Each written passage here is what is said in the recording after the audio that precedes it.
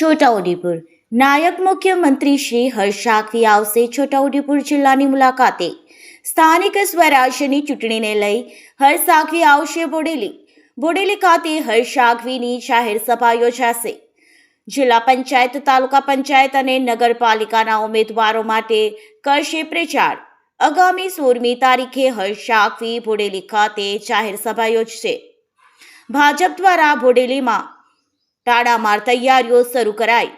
Reporter Mohsin સુરતી, છોટાઉદેપુર। ગુજરાતના નાયબ મુખ્યમંત્રી અને યુવાનોના ચહિતા એવા માનનીય હર્ષ સંઘવી સાહેબ છોટાઉદેપુર જિલ્લાના બોડેલી ખાતે તારીખ 16/4/2026ના દિવસે 3 કલાકે પધારવાના છે।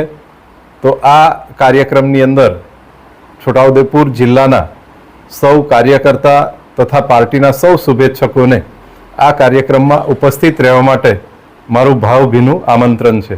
સંઘવી સાહેબનો કાર્યક્રમ જાહેર કાર્યક્રમ છે। એમાં જિલ્લાના દરેક જિલ્લા પંચાયત વિસ્તારમાંથી અમારા કાર્યકર્તાઓ એમને સાંભળવા માટે આવશે। સાથે સાથે જિલ્લાના જે મુખ્ય પદાધિકારીઓ છે એમની સાથે પણ બેઠક કરશે અને એના પછી સ્વામિનારાયણ મંદિરે એ દર્શન કરવા માટે જશે।